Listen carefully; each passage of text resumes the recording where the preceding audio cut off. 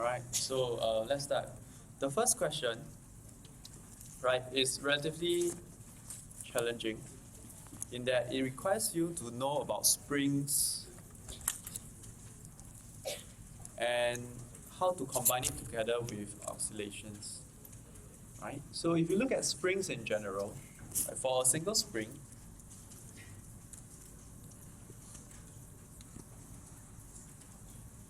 there will be a component of weight.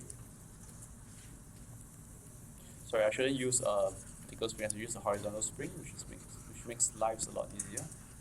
You consider a horizontal spring oscillating left and right. The restoring force is called kx. Right? In fact, it's negative kx because the x direction is this way,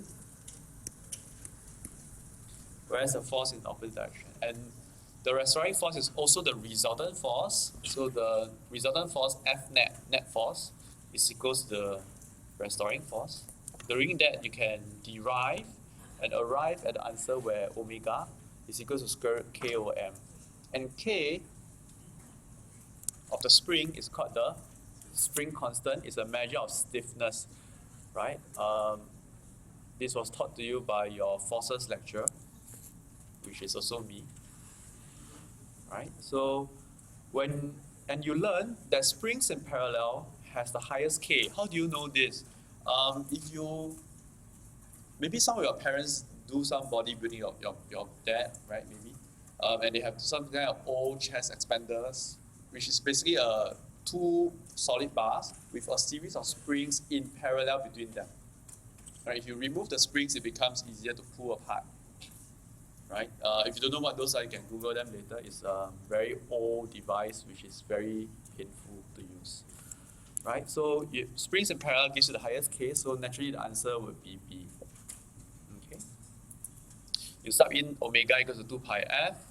You see that when K is highest, F is highest.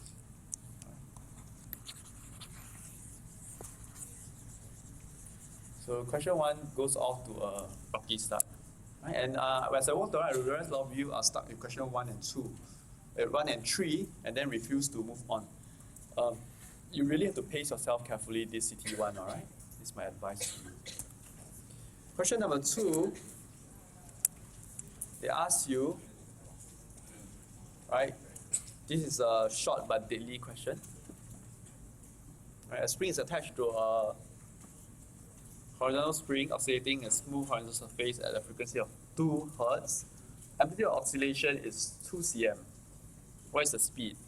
So if I guess you correctly or I read you correctly, most of you will be stuck at this question also. Right? You'll see this in your mind. You will take out this piece of information and this piece of information, and you may be not sure how to proceed on. Right? You might not be sure of how to proceed on. Right? So when you're stuck in an exam, what do? Well, you write down what you have, and then you try to recall any equation that links these two together.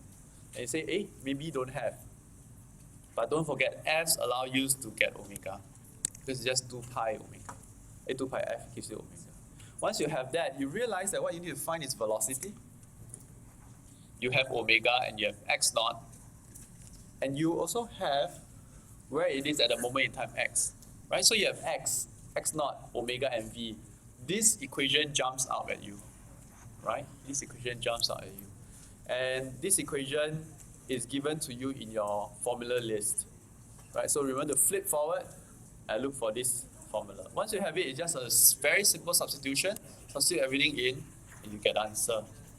Now, what are some of the pitfalls? Some of the students here, instead of changing everything to meters, will use cm. They use cm. They put 2 cm square minus 1 cm square. Right? And then you actually find that the answer will not be this. So this is wrong. Do not use 2 cm. Always convert it to meters. Right? Then when you have a meter per second reading, convert back to cm. So answer for question number 2 is B.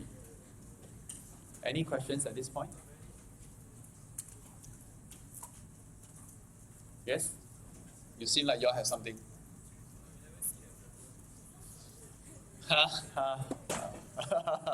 Have lah. In your tutorial have. Right? I went through it with my class. Definitely used this formula before. It's definitely also in your notes. Alright, and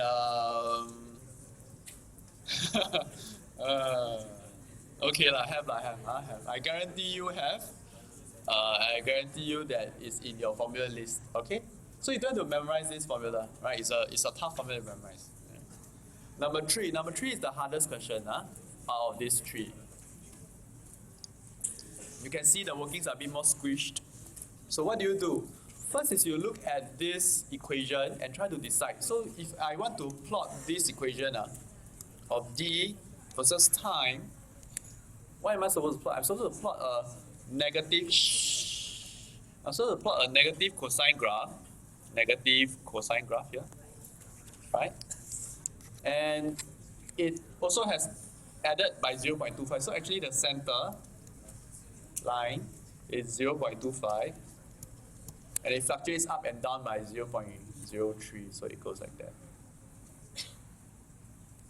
Right? This is what this equation will become. Can you all follow me?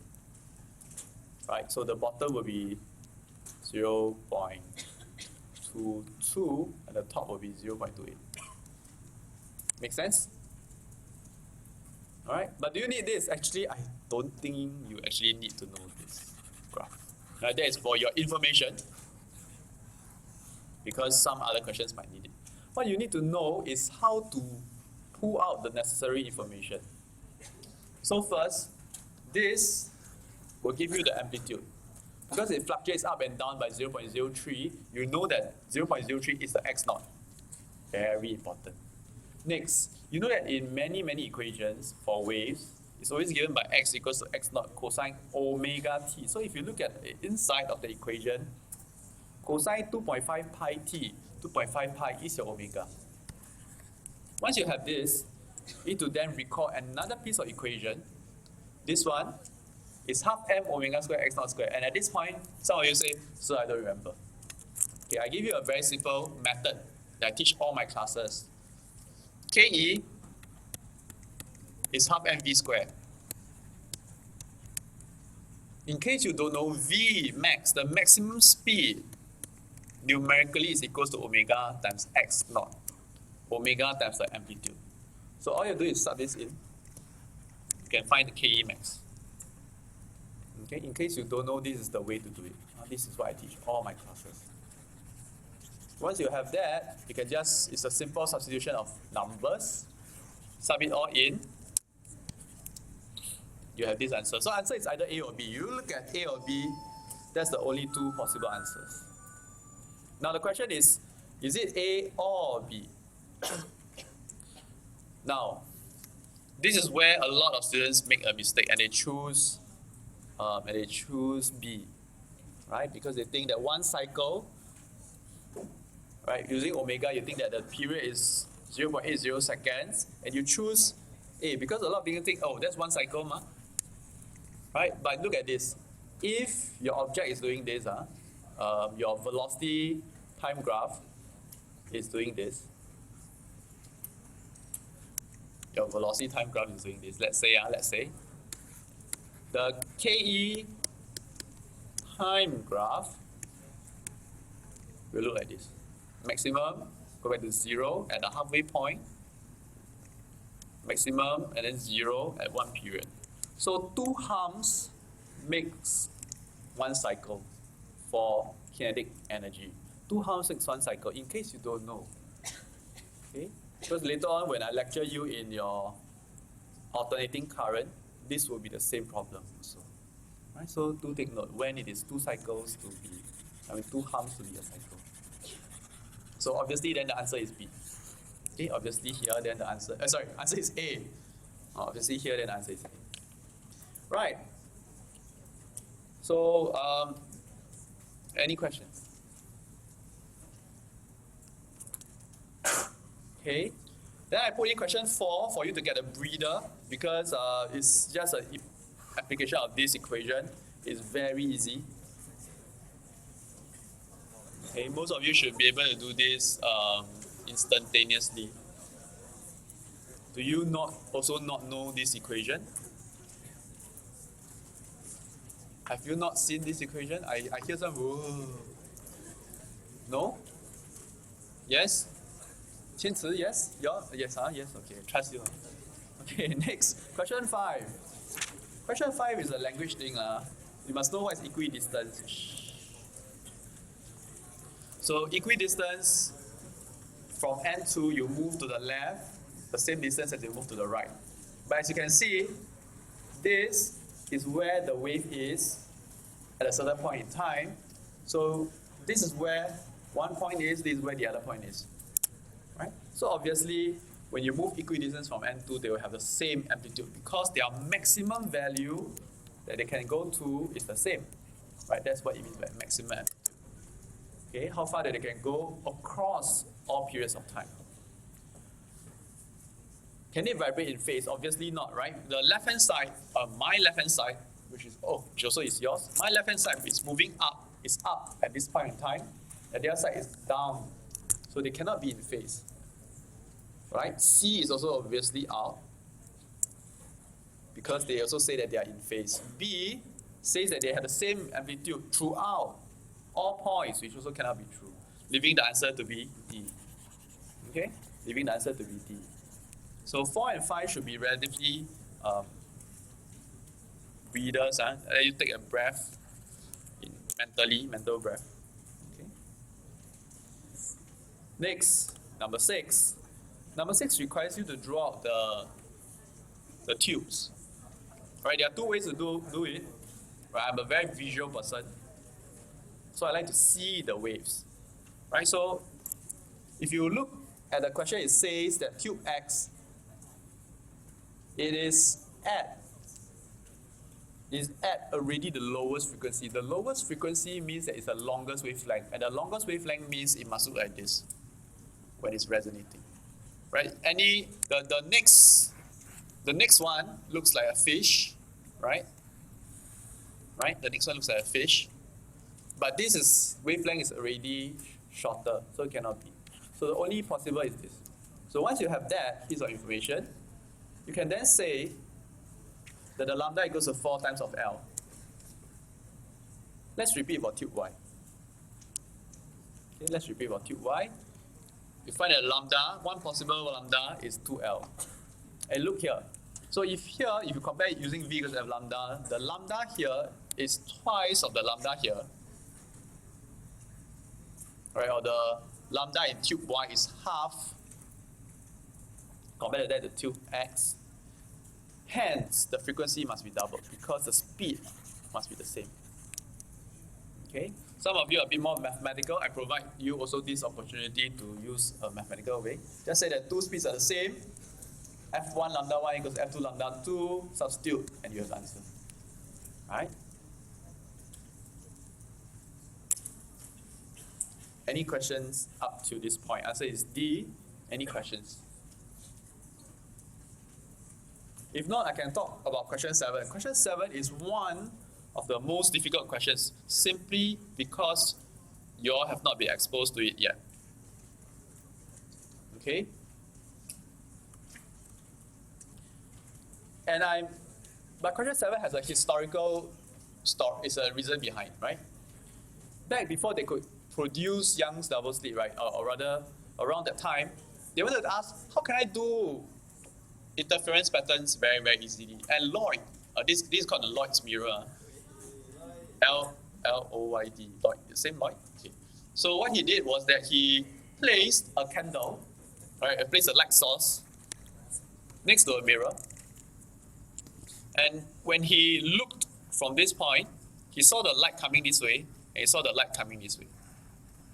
Now, what this means is that it is as if that the mirror wasn't there and there was another candle here.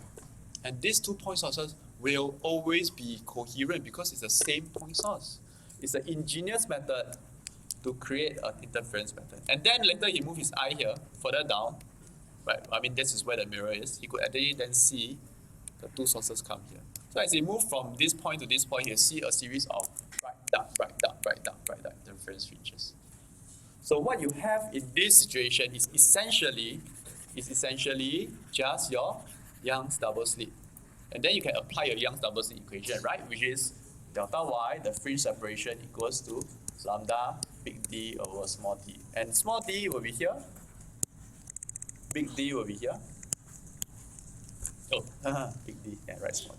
Big D is here. Okay? Can?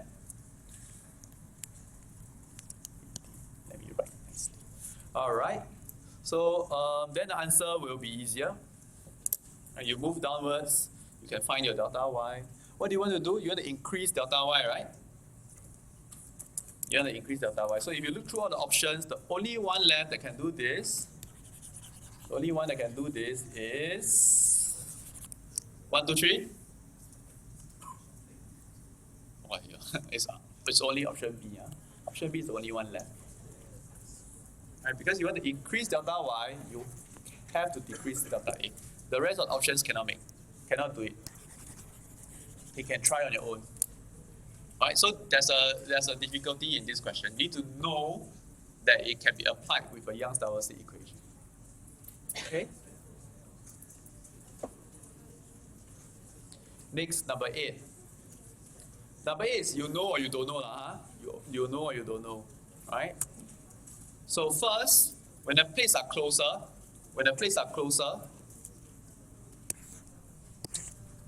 this side, the field must be stronger. E must be strong.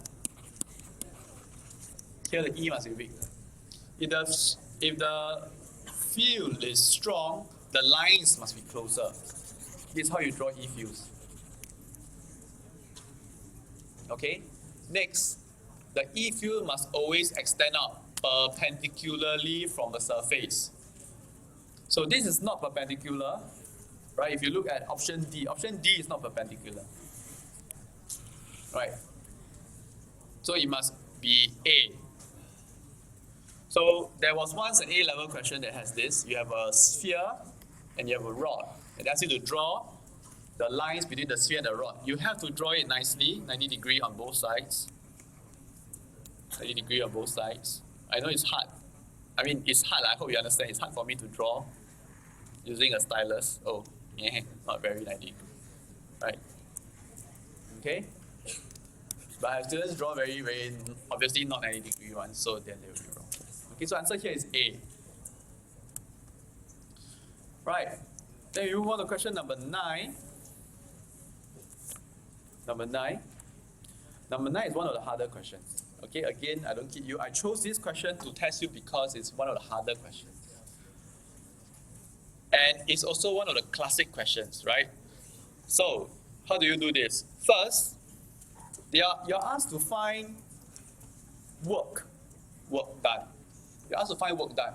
And I want you to have this in your memory. Those of you who attend here, I want you to remember this. What is work done? Work done is always the area under the force distance graph. You must always remember this. This is one of the oldest tricks in the books. But this current few years, they decided this is too easy for students anymore. Students have already caught on to this. So what do? They say, okay, how can I manipulate this? Okay, since we know that F equals to QE, we give the student an EX graph. That's what is happening now. They're giving various forms of graphs that multiply by a certain constant gives you the force distance graph. So not only must you know that the area and the force distance graph is work done, you must then have the alertness to convert it from whatever graph they give you, multiply by a constant, in this case Q, to get the fx graph. Okay? So you have that already, you should be happy. But this question goes to one more step. Well, this question is really ultimate, really, really the hardest in this 12. One more step. You want to bring, so the field is higher, I can see. On the left-hand side, the field is higher. On the right-hand side, the field is 0. So the field probably looks something like this, right? If I draw the graph, it looks something like this. It's stronger here and weaker here. Right, and it's positive value, so it points to the right. Usually that's a convention, which means this side is a positive potential, this side is a negative potential. Right? That's usually what it means. So if you have a positive charge there, from this point, you want to move to this point, you have to remove its energy. Why? If you put a potential charge and you let go, you don't do any work, you let go, you move here and you have some Ke, correct? Correct, huh? Correct. And you know that the energy it gained will be this value. But this question asks, what is the work done by you to move it there? What's the subtext? The context is that you move it without an increase in Ke. This is the context. No change in Ke, and the work done is by you. So to move it with no change in Ke, you must remove energy from the system. You must take away. You must take away energy from the system. Hence, it's a negative value. This question is has multiple pitfalls.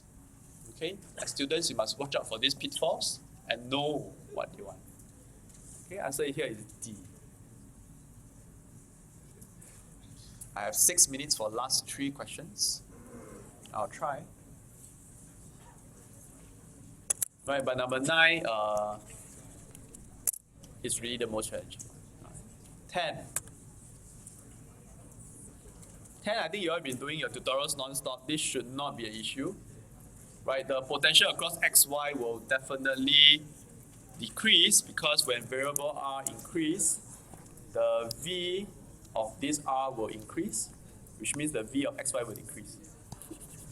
All right? Sorry? Oh, okay. When you increase this resistance using the potential divider principle, the PD across r will increase. Right? R equals to r plus r of xy times EMF equals to the V of r. Correct? Yeah, Daniel, right? Got it. So once you have this, you know that the V of xy must decrease. So answer is either C or D. That's 50% done. What do they do? Then they ask you where must this contact position. So initially it was here. Now that Vxy has decreased, so I give you simple things. Let's say this is 10 and 0. This is 10 volts across xy. Let's say. And your battery is 4 volts here. If now this change to 5, your balance tank must go further, right? Yeah. So answer is D. Question 10, I think you all have done it enough that you know that it has to be. Okay. Right. Moving on. Question 11 and 12. 11. So which questions are very important? Question 7, question 9, question 11. 11 is interesting. It's a creative kind of question. It's not what you're very used to. They don't give you a fixed way to solve it. Okay, so I show you 3 reasons of different value. But I write here all the same value. I write all reasons of the same value. Why? Because even if it's 3R, 2R, 1R, this is the only setup that can maximize current through each resistor. To maximize power, right, P total will be the power through first one, plus second one, plus third one. To maximize power, the best way is to maximize the current through each of them individually. And the only way to do it is to do it through a parallel circuit. You can go back and try. You use any other circuit, it wouldn't work. So I use all the same resistance to simplify my calculations to show to you that this is the best way. Right? Any other setup will not work. Okay, you can try. Lastly, number 12. Number 12 should be a lot more easier. Right? It's tedious, but it's easy because it's something that you can calculate clearly and you have done before. Okay, first find the resistance across point X and Y. Once you have that, find the voltage across XY. Right? It's always the same trick. Once you have found that, you know the voltage across XY is the same as voltage across AB. Then using V equals IR, you can find the value of the current. Alright, number 12 is 8. And that's it. Thank you very much. I wish you the best for CD1. I'll be here for the next 5 minutes. If you have questions, please come down. Thank you and bye-bye.